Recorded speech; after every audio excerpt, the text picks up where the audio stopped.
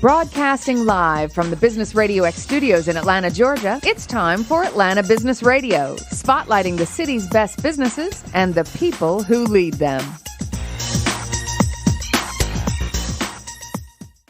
Lee Cantor here with Stone Payton, another episode of Atlanta Business Radio. And Stone, this will be a fun one. Hey, this is going to be a fantastic episode. Please join me in welcoming to the broadcast. First up on today's show, VP of Operations with Jackson Physician Search, Miss Lori Schutte. Good morning. Good morning. Well, Lori, before we get too far into things, can you share a little bit about Jackson Physician Search? How are you serving folks? Well, Jackson Physician Search is a physician recruitment firm that also specializes in mid-level providers and physician executives. We do searches nationwide from Alaska to Hawaii to Maine to Georgia. And then do you target like kind of big city, little city, rural, urban? You know, we will serve anybody that has a need, and that's pretty much every healthcare provider. A lot of larger systems have in-house functions that do what we do, but even they sometimes need help. Now, what's the kind of state of the industry regarding kind of the rural landscape nowadays? Isn't it tough? Yeah, rural is really tough, and it's the amount of physicians that want to practice in a rural marketplace is shrinking rather than growing, although pretty soon we're going to have a nationwide crisis in with the amount of physicians that we have. In terms of there's not enough? There's not enough. They estimate anywhere between 40,000 and 100,000 will be short by 2030. How many are we short now, or we have? Well, I looked at Georgia. There's 22,000 physicians practicing in Georgia right now. About 6,000 of them are nearing retirement age and probably will retire within the next 5 years. And I looked online on some of the nationwide job boards that we utilize and other people utilize, and there were anywhere, if you figure that some of those are duplicates, the smallest board had 500 openings and the largest one had over 1,000. So that's a lot of physicians to fill for the state. And there's not that many residents that come out of the state of Georgia. Now, with healthcare in the news constantly, and it seems like it's very chaotic and it seems like rules change here and there, is that impacting kind of young people wanting to get into this profession? I think the admissions for med school are increasing. So the number of people that are wanting to go to med school. So that's not scary. All that chaos is not, young people are still kind of going, yeah, this is something I want to do. I think so. I think the bottleneck in the system is not in the medical schools. It's providing enough training slots, residency spots for all those people that are graduating. So how do you fix that? You get more people, more residency programs opening. And there are some, but probably not enough. And those are through the universities or the partnerships with the... It's through any academic center. It doesn't necessarily all have to be through the universities. So some community hospitals offer residency programs. It's usually in conjunction with an academic appointment that the trainer would have. Now, is there any kind of a technology solution to alleviate some of this? Well, yes. Although, you know, the patients have to adopt it. And one of those things is telemedicine. Telemedicine's very popular in radiology, but they don't have as much patient contact. Telemedicine is also becoming popular in the rural communities. Right. When you don't have access to physicians or you have to drive a really far distance to see them, a lot of times they'll offer a telemedicine option where you can call, you could use your computer, and, you know, like log in like Skype. Skype, right? Yes. And it's funny you asked that because, I took my daughter to an ENT recently, and the ENT had an, option that you could sign up online. I think it was an instrument that looked in people's ears that you could purchase, and then you could have your visits. Purchase like at the drug store? No, I think you had to purchase it through them. You purchase it through them, and then they can then see in your ear. Yes, and they don't have to be anywhere. Yes, near. And it was a flat fee then for each visit. Like follow-ups and stuff like that would become much easier. Yes. So I thought that was very interesting. And you're in the business. I am. So that was like kind of surprising for you to kind of experience that. Yes. I've seen it in primary care, like, oh, I have a sore throat, or we even have that option at Jackson. Like nurse, where you can call and get some sort of counsel. Yes, but I've never seen it in a specialty provider. Right. And that's probably even harder in the rural areas, right? Like specialists, like for just having a general practice person would be great, but now you want a specialist. That's probably next to impossible. Well, for every specialty, there's they know what's the ratio, the patient population that they have to serve to keep a provider busy. And in lots of, just even for general surgery, you have to do a certain amount of general surgery to keep your skills up. Well, we work in communities that have 2,000 people.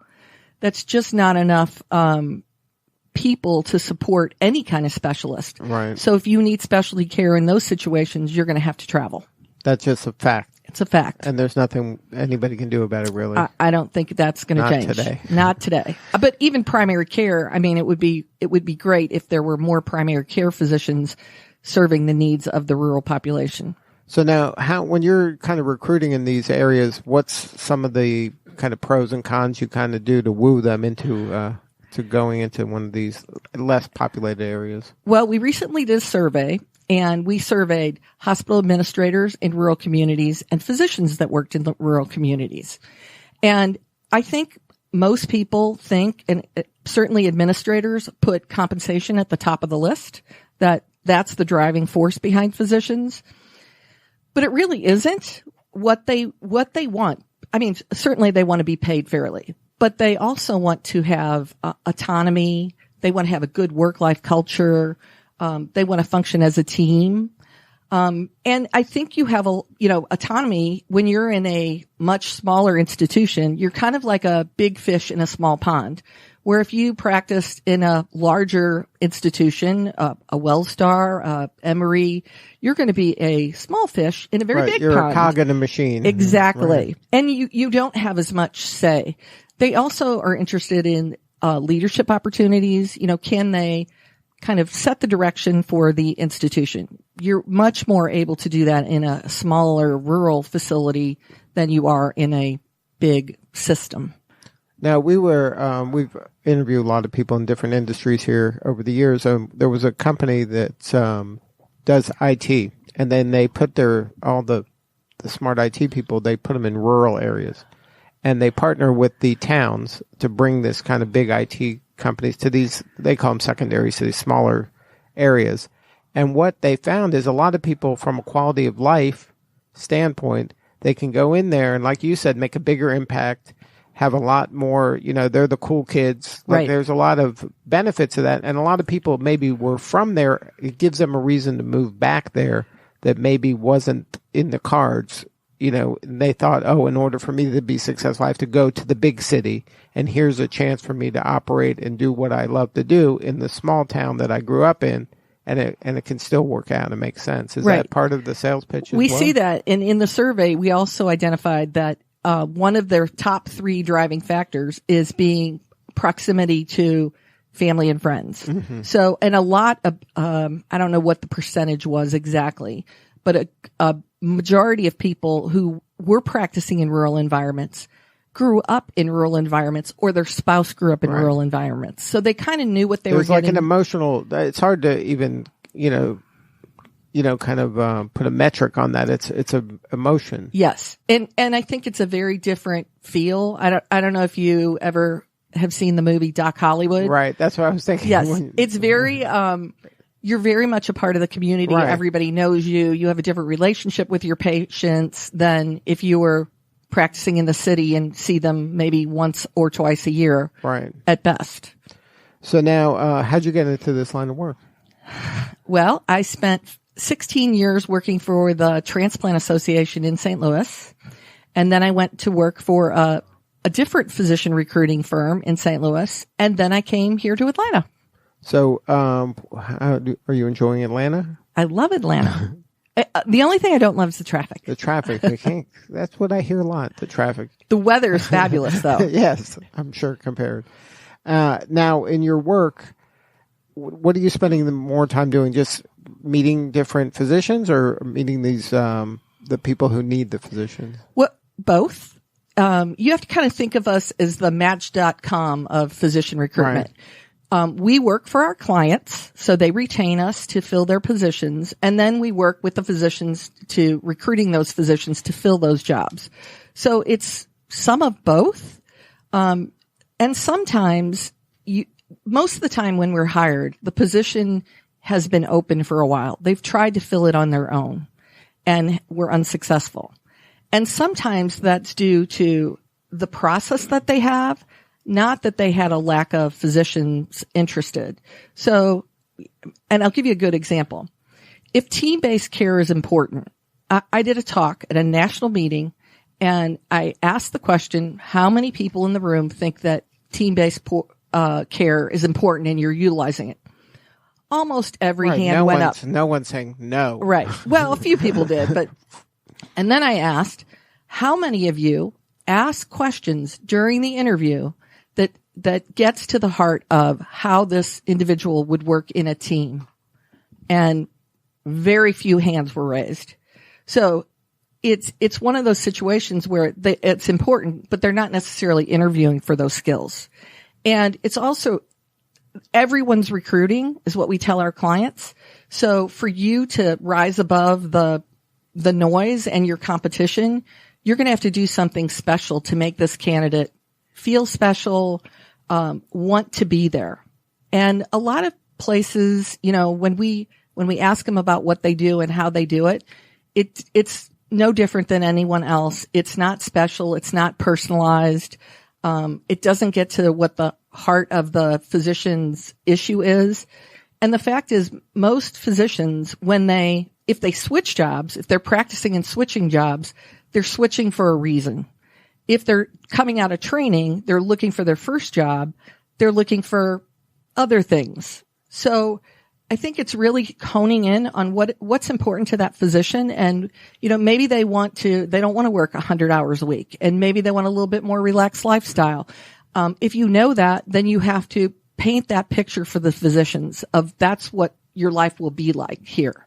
So you have to recruit each person as an individual rather than kind of go down a checklist. Yes, very much so. And then when they're doing it without your help, they tend to just have, okay, this is what we need, these 14 things. So just make sure that they got all this. And I have to say, healthcare doesn't do the best job of interviewing people, and they don't think that way. They think very methodically. So to them, it is more of a checklist than it'd be like inviting someone to your home. You wouldn't serve them at McDonald's. You would want to, if you were going to impress them, you want to cook a nice meal, and you'd want to know, if they don't eat seafood, you wouldn't serve them seafood. Right. So it's the more personalized it can be, the better outcome you're going to have. You got to kind of have a lot of empathy in the look it through the eyes of the person you're recruiting. Well, yes. And it also, that carries forth from the very beginning, the first conversation they have till after the interview.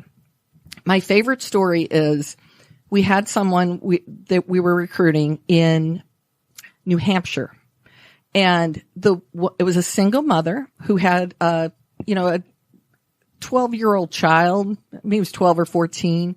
They loved to ski. So the recruiter was very perceptive. And so after the interview was over, she bought a ski cap from one of the local resorts. She stuffed it with the name of their institution. She sent it to her with a note that said, we would love to have you, and I'm going to make your decision really easy. Because she had interviewed at multiple places. Just pick a name out of the hat, and that's where you should go. Oh, that's great. I'm going to steal that. You like that? Yeah. But that takes a high EQ to pull that off. It is. It does. It does take a high EQ. Now, is there any different strategies when you're recruiting like younger people? Like I know in the non-medical world, the younger people, they're kind of job hopping. They know that each job is kind of leading to the next, and they're almost like looking for their next opportunity as they've got their current opportunity. Is that similar in the medical field? The highest turnover rate is physicians that are out of training 2 to 3 years. So they've kind of taken their first job. Mm-hmm.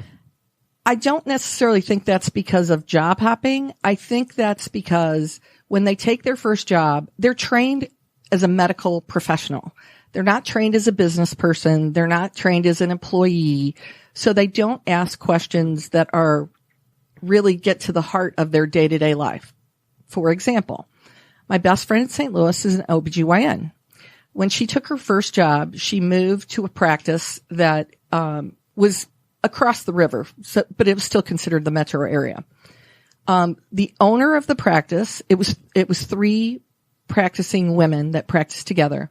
The founder of the practice, they weren't paying health care for their employees. And so ultimately what happened was they had a revolving door. Now think about when you go to your doctor, you'd like to see the same person taking your blood pressure and greeting you at the door. And because of the way the practice was managed, she ended up leaving, not because she didn't like her patients or she didn't like what she was doing. It all had to do with the day-to-day operations of how the business, the medical practice, was run. And, they say people quit bosses, not jobs. Exactly. And so there's no difference there in the medical world, I'm sure. That's very true. So now what are your biggest challenges? Our biggest challenge, well, sometimes it's a shortage of physicians. So you really have to hunt for because a lot of them have jobs, right? You're not 60% of the people that we recruit are practicing physicians. So yes, they have jobs, but even there's a reason why they're leaving. And sometimes it's compensation. Sometimes it's, something with their partners. There's strife in the group. Sometimes it's they were promised things and they weren't delivered. So they're dissatisfied for some reason. Because the fact is, if they're a urologist, they're just going to be a urologist in a different place, maybe a prettier place, maybe a place that isn't expecting them to see as many patients. It's all in what is their issue. Right. So the activity will be similar. It's the environment that'll be different. Yes. And that's really what you're selling. You're selling the culture of the organization. And one of my favorite questions to clients is, tell me who sells the vision of the organization. Because people will join and will stay with a team that is visionary and has good culture, and it's a fun place to work, rather than going somewhere where everyone is miserable, even if they're getting paid less money at the other place. Right. So the why is important, the belief of what they're doing, and the passion and authenticity. All those are important components of this decision. And we jokingly say there's a lid for every pot. So we don't think that any search is unfillable. Right. But, when you're recruiting someone to a town of 2,000, it's a little different than recruiting someone to come to Atlanta. Right. So there's not as many people that are going to want that. And my boss always tells the story of most people that we talk to who say, my geographic preference is this. In the majority of cases, they don't really end up with their geographic preference. And our job is to sell our client's location. Right. So now, how does a physician get on your radar? Well, we actively have lists of residency programs. So those that are coming out of training that need jobs, we have the majority of those already in our database. Practicing physicians, we advertise our jobs like in a lot of places. We believe that we should cast a wide net. And when you cast a wide net, you have a better chance of catching the right fish. So they will, and some physicians, we look at 2 kinds of physicians, active physicians and passive physicians. Active physicians are physicians that put their resumes, their CVs online. They've signed up with a service. So they want to be found. They want to be found. Right. but 72% of the people out there are not active. They're passive. Really? So Yep. only like a quarter-ish of the people out there are actively looking for something else. That's correct. So most people, once they have something, they're like, I'm good. I don't think about this anymore. I don't have to do this. And they've done studies that say it's a very small percentage of people that are actually actively looking. And then there's a group of people that, if the right thing came along. If it just randomly, Yes. somebody sent them an email at the right time, they'll be open to it. Exactly. And we utilize email significantly to get the word out. Because you never know when you're hitting them, what day you're hitting them on. Right. They may have had a bad day. Yeah, today's the day. Exactly. Yeah. And then, so do you recommend the physicians reach out to recruiters to have some sort of a relationship so they know that they exist? So not necessarily like saying, hey, blasting everybody, I'm looking, but just having relationships. So, look, how's my compensation? How's this? Are there opportunities here or there? I think that's a great idea. And our recruiters are extremely knowledgeable, and they'll always serve as a resource for you.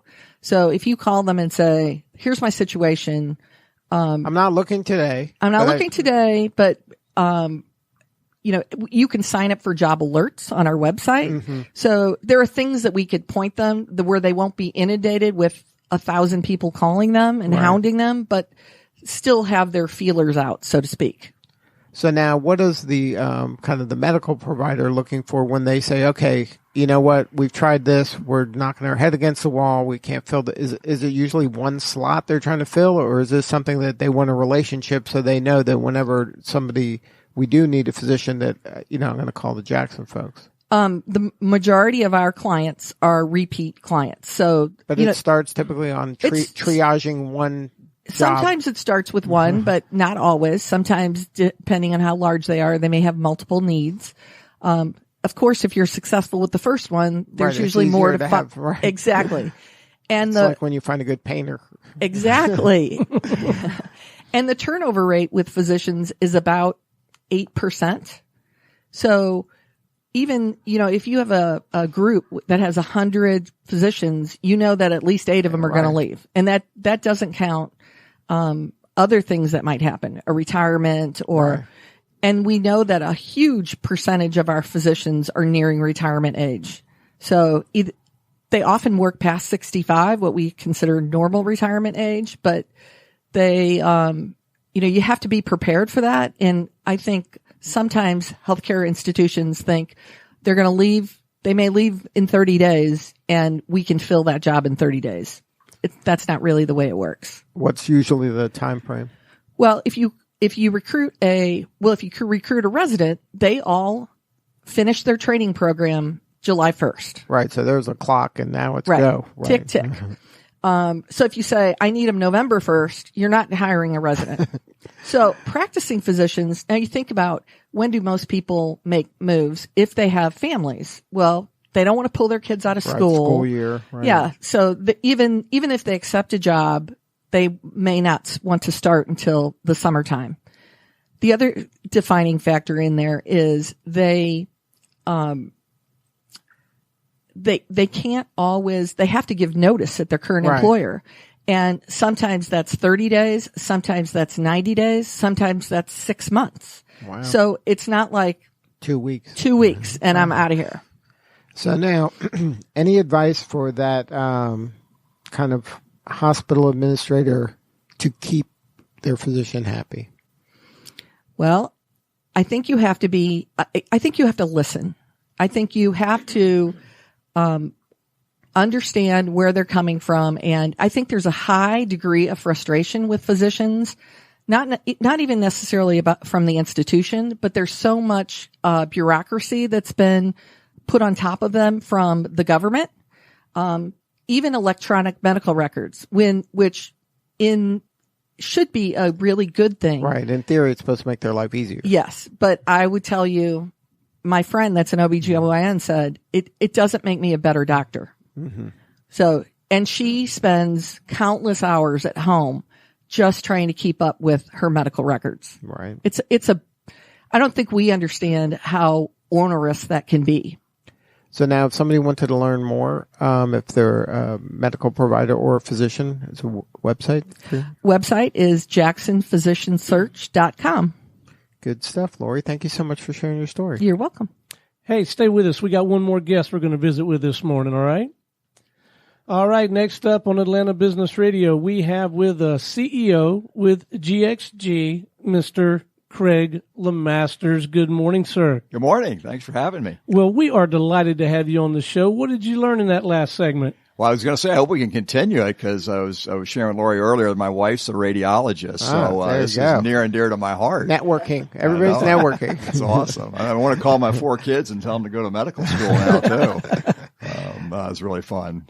Well, tell us about GXG. How are you serving folks? Yeah, so GXG, my personal passion and really the mission of our organization is to, as I say, help companies get unstuck. I have a simple philosophy, which is as companies particularly try to grow and grow outside of their just original core business, it's hard. And I think companies get stuck. I like to use simple terms. They're not fancy consulting terms because I think that's the reality of what leaders face. We get stuck on hard stuff. And so we created what I think is a pretty unique learning methodology, really, that helps these folks get unstuck. So tell us a little bit about your background. How'd you learn how to unstuck people? Yeah, no, so you're already using the terms. That's awesome. I'm trying to. Stuck and unstuck. Yeah, so I'm a corporate guy. I literally grew up in the same company. I spent 27 years with a mid-cap public company called Assurant. The last 12 years had the incredible good fortune of being the CEO and got to lead a big organization, which was just, I tell people all the time, I had the best big company job anybody could have. And I mean that. We got to grow globally, which was one of my passions. When I left a couple of years ago, we were in 27 countries around the world and really just enjoyed every minute of it, but did a bit of an odd thing. Right before I turned 55, decided to leave the public company world, had a great succession plan and a wonderful team and just really wanted to go help other leaders that, as I like to say, are stuck on hard stuff. I think we created sort of a secret sauce to do that and just wanted to share it with other leaders. So you were immersed in this one company, in this one industry for many years. Yeah. And you grew through the organization, which is unusual there just by itself. It is. So what do you attribute to that? Was that the leadership at Assurant before you got there that helped kind of allow that to occur? I think that's right. I think I had great leaders, great mentors, people that really gave me a chance to actually run businesses at a pretty young age. And the other thing the company did a great job of is what I call now sort of morphing the organization. As we hit challenges, the company allowed us to really go try new things, and that just kept giving me new opportunities. I ran 6 or 7 different businesses. Like I said, got to grow a global business, which was always a passion of mine. I think when organizations take that approach, you can keep people a long time. And again, it is a little unusual, and particularly to survive as a CEO for, as I say, it wasn't just 11 years, it was actually 44 quarters by public company count. So exactly. I was very fortunate. Yeah. So now, is there any advice for the leader of a company in order to give, we see so many leaders in here, and it's a double-edged sword. You want to give people autonomy. You want to trust them and give them a say to have their vision. Sure. You also have a vision of the organization, so it has to fit that as well. But they can't.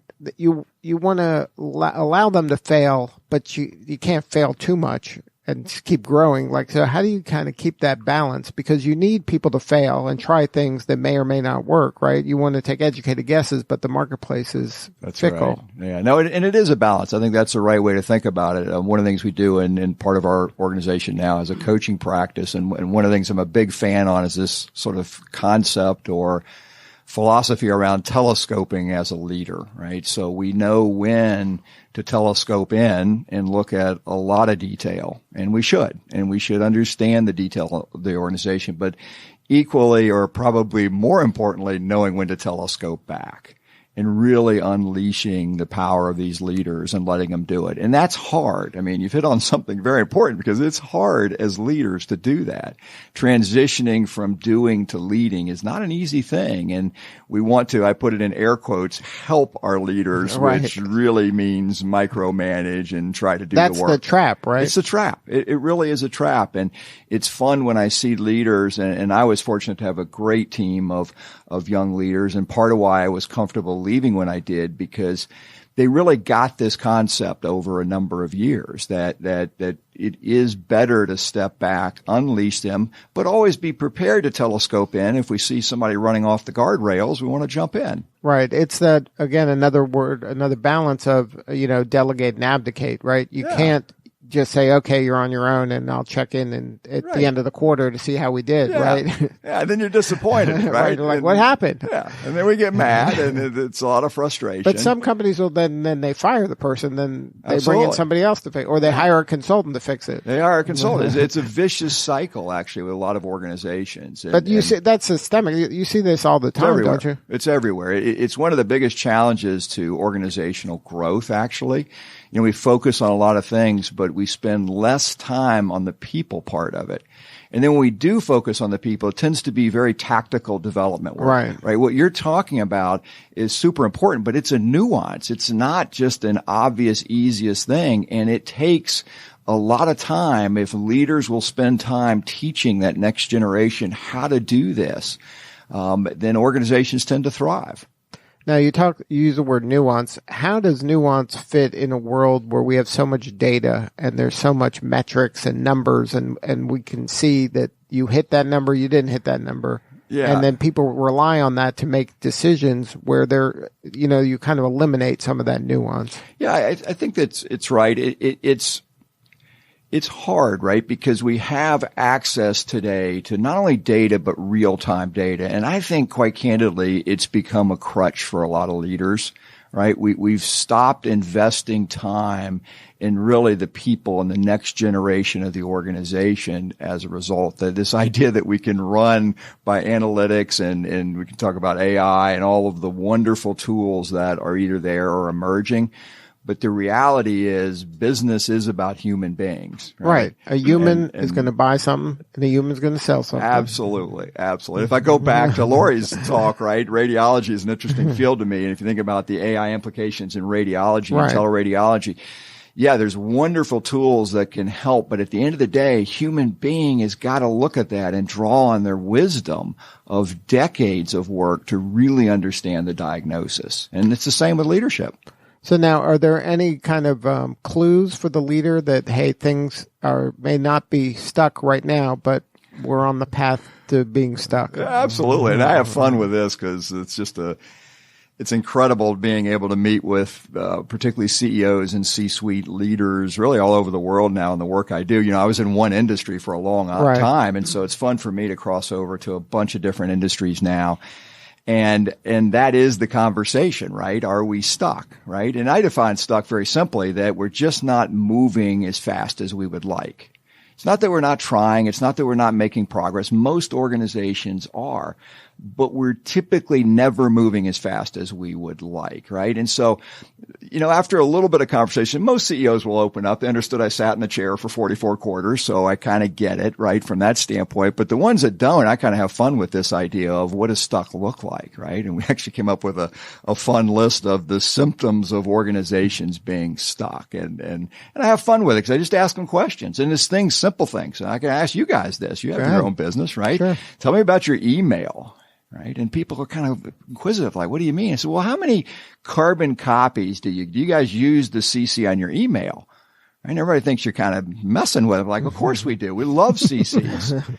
Right. And I'm like, well, why is that? And I actually had a CEO that broke the record the other day as we started talking more and more about this, because I would argue that carbon copying people on lots of emails is a symptom of being stuck.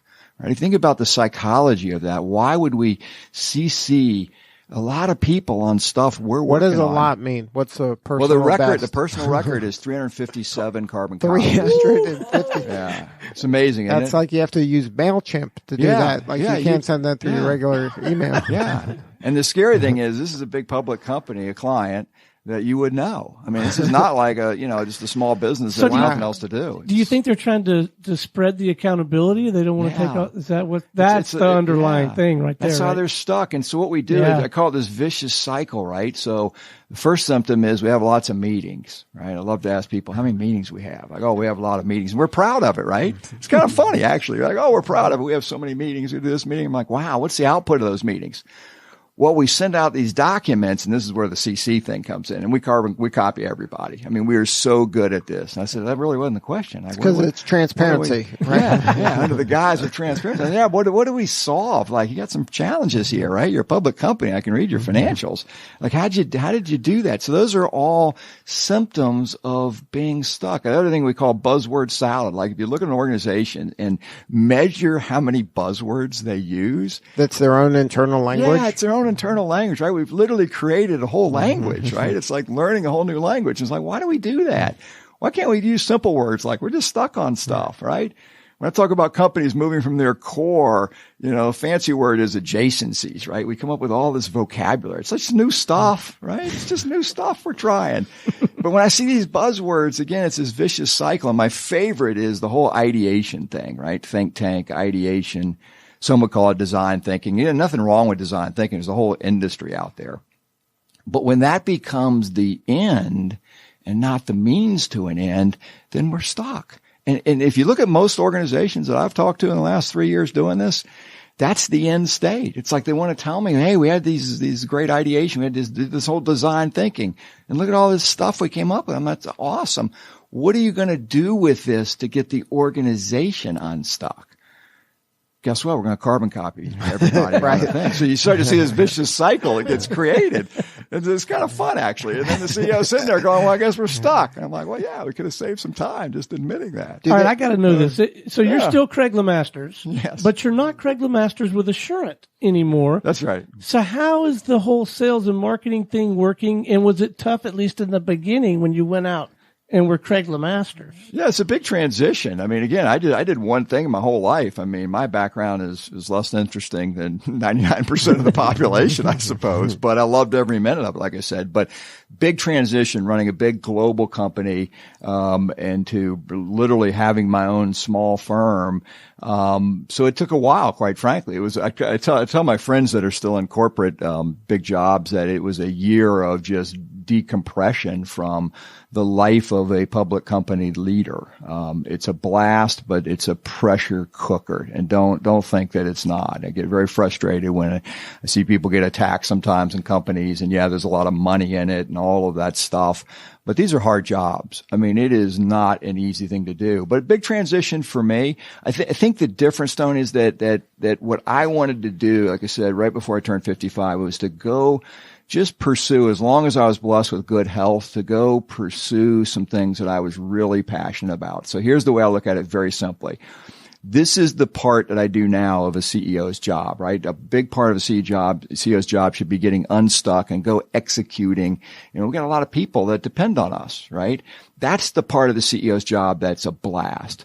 Unfortunately, in a public company, you only get to do it maybe 20% of the time.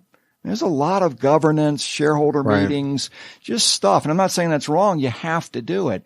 So the transition for me has been really a blast once I got used to it, because now I get to do 99% of my time is just helping leaders that are stuck. It's the stuff I like. Who doesn't want to do that? So now, you've built this firm, or was this an existing firm that you joined? Yeah, bizarre story, actually. So 3 years before I left Assurant, a guy that I knew, entrepreneur, had started a bunch of cool companies. I'd have breakfast with him because I like to, use that side of my brain and non-corporate stuff.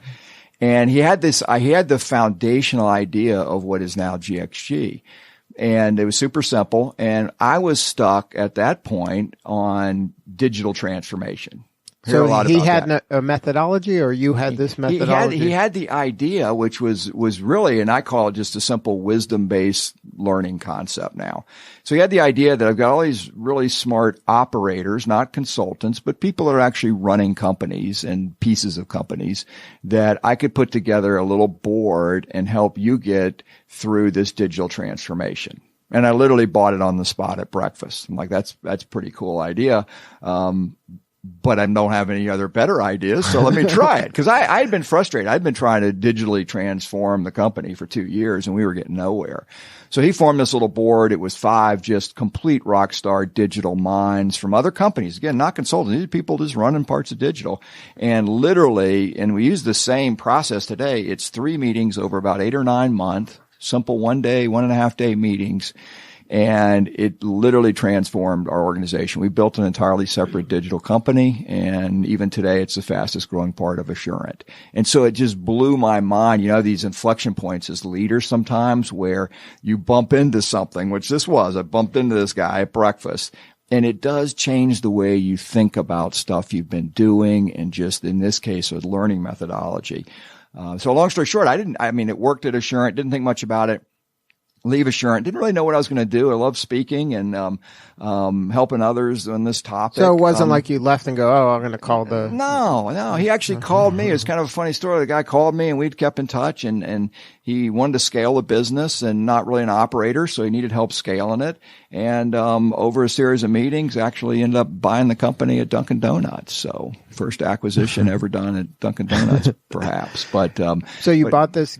So about GXG and that they still had the way they were they were still offering this service to other leaders. Yeah, they had done some boards for a few other companies. And again, I just loved the concept and the methodology, and it just felt like the right platform for me to get a chance to go do what I'm passionate about is again, helping companies that are challenged with this stuff.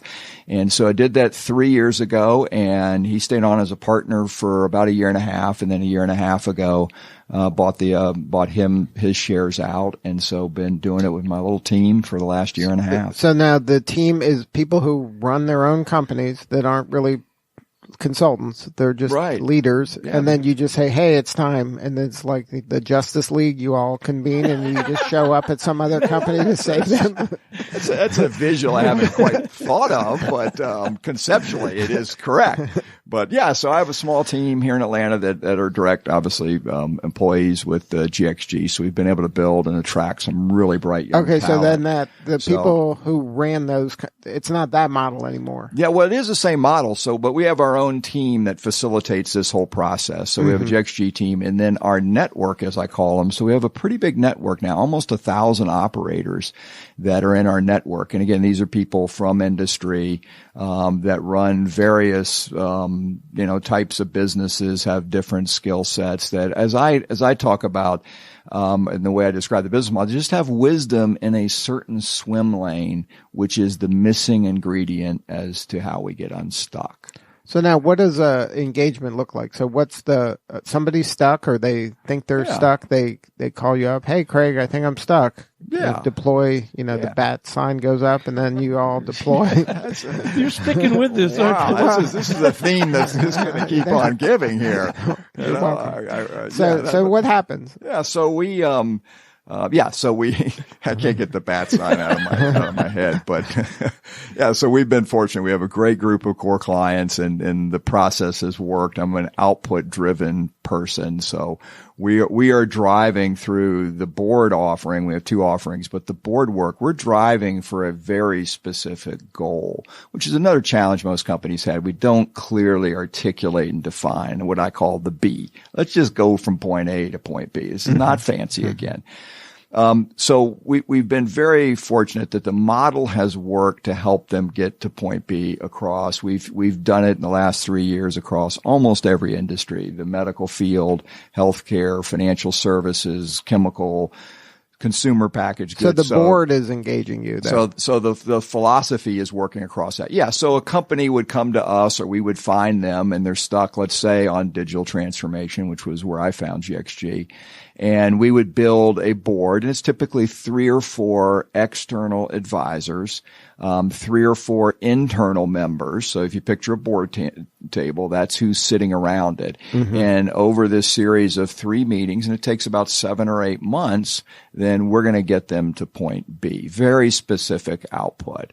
And again, it can be any topic. I use digital transformation, but we worked on, it's usually growth related. So we have companies that may be trying to expand globally, maybe trying to do new products and they're stuck on their product development process. Could be implementing technology. We're doing a lot of work around RPA and AI and other technology that companies are really, really stuck on. Blockchain. I mean, these are really hard, very meaty topics. So how would you expect a leader to have the wisdom on all of that right, stuff? It's impossible. It's impossible. And we just have to admit that and have the humility to admit it. Right. And then our board process really works. Now, you use the term operator. Yeah. What does that mean? Yeah, I just differentiate it from consultant or academic. So you made your own word because the language it's just like that. I criticize other companies for. We just made it up, but well, it's actually it's an existing word, right? You're operating a company, right? I mean, so but the reason I differentiate it is because we are different. While we're a consulting advisory firm, it's very different from the traditional consulting model, which is and again it can be very helpful, but it's entirely academic based, right? So it's some of the smartest people you're ever going to find.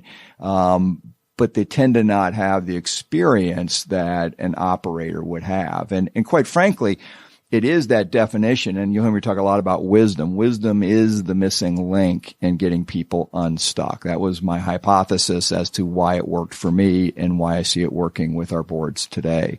And the wisdom, I define it very simply as this unique intersection of knowledge and experience. But it takes both.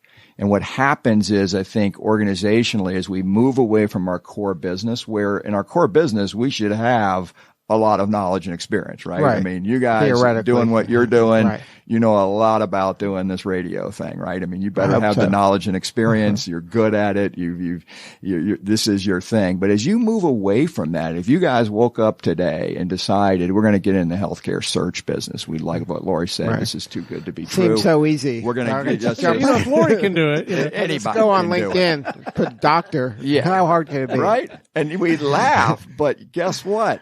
That's what most companies do. I mean, even big companies, right? And I can speak from experience. We did that a lot at Assurant. Everything kind of looks easy. So my hypothesis was pretty simple, that as we move away from the core into this new stuff that we kind of need to do sometimes to grow, what's missing and why we tend to fail is this thing called wisdom. We just don't simply have the knowledge and experience in the room to solve it. So all we do, if you think about our business model, it's really super simple. We just know where to go find the knowledge and experience through this network of operators. We put them in the room, and then our secret sauce is really facilitating it. Is you have to highly facilitate it to drag that wisdom out and then synthesize it into an answer. But that's it. It's candidly, it's not a very sexy business model. We don't use any technology. I do all the work. There's no AI? Nope. It's whiteboards. I don't need goggles. No. Virtual reality. You don't get any virtual reality. You get a whiteboard and a bunch of flip charts. And, I tell people a lot of times, because we've gotten some really wonderful feedback and because it works. And they asked why, and I said, I think that we have history on our side here. So if you go back to the history of education even, right, how are we supposed to learn? And if you look back at documented history, whether it's biblical or traditional history or secular history, we were supposed to learn the hard stuff from really wise people in a small setting, either one-to-one or in a small, what we would call a little advisory board. And so I think we're just kind of going back to how we were supposed to learn. If I want to go do something pretty hard and I don't have the knowledge and experience, wouldn't it be easier if somebody could put some wise people in the room and then facilitate that to get me the answer? And that's really all we do. Right. It's not by sending an email with 355 CCs. Send to help, does it? Because guess what? Those 357 people are just as stuck as you are. Right. Now we feel better about it because it's generated activity. It seems like we did something. We did something. We generated activity. One of my great pet peeves in business is what we do with the first 2 hours of our day, which, most studies would say is the most productive time for our brain. And you know what? The studies show what most individuals and organizations do the first 2 hours of the day? Coffee. Gossip. We've got to do copy, gossip, and then we do email. We spend the most productive time of our day doing email, and most of the emails copying each other on stuff we're stuck on. Just doesn't help us. Sad, right? Yeah. It's just sad. I freaked out when I was at Assurant. would always come up with these wacky ideas to try to change the culture and the behavior. And one of them was I was trying to get our IT group to just shut down email till like 11 o'clock every morning. So that right? No email. You just couldn't do it because no one would listen to me. Right? I'm like, just don't do it for a couple hours. And, and it made a little. I'm like, can we just shut it down? Right? Yeah. Typical big company that's going to cost me millions of dollars just to shut down email for 2 months. So I couldn't do it. And then we did shut it down on Friday for a while. That was my other pet peeve. It's like, why finish the week doing the single most unproductive thing we can do, which is, carbon copy everybody on on our emails. And I realized they were doing it because if you think about the psychology, how good you feel when you wrap up your week. I got all this done. I mean, you heard people say it. I cleared out my emails. I cleared out my inbox. Right. I cleared it out. It's empty. And I sent them to everybody. I win. High fives all around. Right. Did you get unstuck? Right. Did we materially grow the company this week? Well, no. Nope. But my inbox empty. I feel good about it. Right. It's kind of silly. Yeah. Maybe if every quarter you showed how you had an empty inbox, I would help you as CEO. Right. Yeah, that's right. And it really helps with the shareholder meeting. Right. When I show up at the shareholder meeting and say, earnings are down and the share price is kind of challenged. My inbox empty, clean. We are so good at email. It's amazing, but we do that. Right. Well, because you didn't define the B, right? We didn't define the B, and then we don't. And I think one of the great joys I get, quite frankly, doing this work is seeing C-suiters that are pretty hopeless, because we do get hopeless when we're stuck. It's a lonely job. I know that's a trite saying, but it really is, because who can you really go tell that you're stuck? Right, be vulnerable. You don't want to be vulnerable. Hey, board. Yeah, I don't know what I feel like I don't know what I'm doing. Yeah, it's like, start calling the recruiter. Call Lori. But I mean, you talk about a career limiting move, right? And I almost did this, right? So I'm expanding. The other thing I did with GXG, we're starting to grow or try to grow in China. I've been in China for like 2 years, and like everybody losing money and just going crazy. It's like, and we've grown our company successfully in Europe, South America, blah, blah, blah. Why is China so hard, right? And it was driving me crazy, right? And you're at that inflection point where the board support you, right? Why wouldn't you? Everybody wants to be there, right? It's 1 billion people, If you even mess up, you should be able to make money with 1 billion people. But we're not. We're losing money, right? And so you get to that inflection point, like, what do I go tell my boss, my board? Because the honest answer is, I don't know what I'm doing in China. Right? Now, I can pretend like I know what I'm doing, but the results speak for themselves. Right? And that was the second time that second part of bumping into GXG, because back to I mentioned coaching earlier, what we do, I think executive coaching is kind of broken. I think it has some benefit, but it's largely behavioral based psychology, which again, I think is important as we move up in an organization to learn about yourself and learn some leadership stuff, right? But when you get to the senior level, it's about operating. Right. And so my challenge was not how I was behaving in China. It was about how I was operating in China. So the second part of our company and really our offerings is a very disruptive sort of executive coaching process using the same engine as our board work, which is this idea of what if we found maybe 6, 8, 10 operators that had the wisdom that an executive needed to get unstuck. And then we just facilitated 1-hour conversations with them. Right? And facilitation is the key, right? We would facilitate these conversations to help transfer that wisdom specifically to what they were stuck on. To solve that specific problem. I call them learning gaps. Right? And good leaders, what we found, we've been doing this for a couple of years now, and I'll use myself as an example in China. There were 2 or 3 specific things I was stuck on in China that I just fundamentally didn't have the wisdom to go solve. So guess what? They built learning ecosystem for me. 5 operators that had 125 years of experience in China. That are successfully. Yeah, they did it. Just went before me and did it. So again, back to the history of education. He was just a wise person. And I'll never forget the first phone call I had, a guy named Jim Firestone who ran Xerox, ran Asia for Xerox, 25 years experience in China. And I had a 1-hour conversation. All I could say when I got off was, wow, I had no idea I could learn that much in an hour. And you know what? It wasn't about my behavioral stuff, which again is important. But all he did was say, Craig, do this, not that. Don't talk to that family. Talk to this family. Right. That regulator, real tactical in the weeds. Just go operate differently. And how do I know that? Because I just went before you and did it. And you talk about a powerful learning mechanism, super simple. And that's the comment that we've gotten now the last 2 years, that every time one of our clients gets off of one of these learning conversations, they tend to say the same thing I did, which is I had no idea I could learn that much in 1 hour. Mm-hmm. And again, as you step back and think about it, it makes sense, right? I mean, I've never run a radio station, right? But if I spent after this interview an hour with you guys and had a facilitated conversation about what all this stuff, how do you do what you do? How it's Stone's doing with all those buttons and stuff over there. I don't know, but I would have a pretty good idea after an hour, because it would be facilitated from 2 guys who had the knowledge and the experience, aka wisdom, to teach me. Right? But we don't do that anymore. We don't do it in organizations. And I would argue we don't do it on our own. One of my favorite topics is the whole networking thing, right?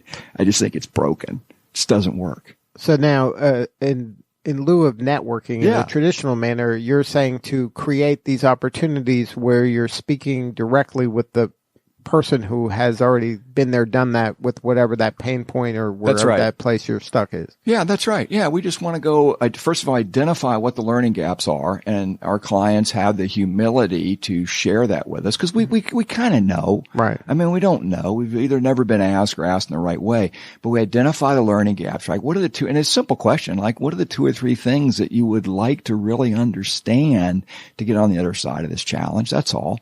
And then we go populate it with people that we know that have already done it.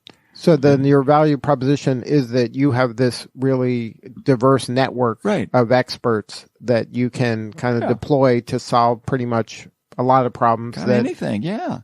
And I argue that I think everybody has been gifted with some swim lane of wisdom. Mm-hmm. And I just believe that. And we see it over and over. And these tend to be people that aren't obvious, right? And we don't have Bill Gates in our network. Okay. He's not part of your team? Just not part of the team. We've reached out to him. No, because you don't need Bill Gates to do this, right? I mean, you don't need celebrity knowledge and experience. You need people that have just gone before us and accomplished some things and learned some things that are willing to share it. And so, that's our value proposition, is we know who they are, we know how to find them, and more importantly, we know how to get them involved in this and do it in a way where they love it. I mean, our network folks, they love it. They want to do more calls. They want to be on more boards. They want to tell their friends and family about it, because it's an amazing learning experience for them. And again, I'm maybe a bit of a sap about this, but I still believe that most of us have pretty good hearts, and we love to share our wisdom if we're asked in the right way and it's facilitated in a logical format. Right. We enjoy it. Because people want to kind of have an impact and make a difference and help. I mean, that's what we find every day. And that's what frustrates us in the media business, is that you see the media vilify business people as these greedy, exploitive people, and that's just not who I see in here every day. It's not our experience at we all. See the most generous people that want to help and are looking for places to help. Yeah, no, I love that. As soon as I read about what you guys were doing, I was super excited to be here and to meet you guys, because it is very rare today. And especially when I go back to my public company experience, if you've ever done a shareholder meeting or an investor conference, I mean, you want to talk about the attack dogs and the mode. It's just a big gotcha game. Right. And it's sad, because most companies, again, not the tail that might be up to something bad, but most companies, the majority of companies, are trying really hard to do very important things. They care about creating jobs, care about taking care of their employees, and building something better. They really do. Really do. And you guys are exposing some of that and giving people a chance to talk about it, not just a soundbite, which is our other challenge, right? Tell me everything you do in 30 seconds. Before the next commercial break. Yeah. Well, thank you so much for sharing your story. What do you need more right now? Do you need more operators, or are you trying to build that network? That I would imagine is important as super well. Important. And then you need more board opportunities and more CEOs that feel like they're. Is it only CEOs, or could it be just anybody that's stuck? It's usually senior leaders, and we go multiple levels down in organizations, because we get stuck at a lot of levels. But it's all of the above. I think now that we've really proven the business model the last few years, we really are getting the word out. I have a book coming coming out in January, which you'll be shocked at what the title is. Unstuck. Unstuck. Yeah, there you go. There you go. So we have a book coming out, and I'm doing a lot of speaking now, which I enjoy doing, and really just to tell the story. I mean, I think it's hopefully selling itself because we just want to help people. But yeah, that's what we need more. As we grow now, more board members that are interested in the business model, obviously always looking for new clients, and they can all find us at gxg.co. Good stuff. Well, Craig, thank you so much for sharing your story. Very fun talking to you. All right. This is Lee Cantor for Stone Payton. We will see you all next time on Atlanta Business Radio.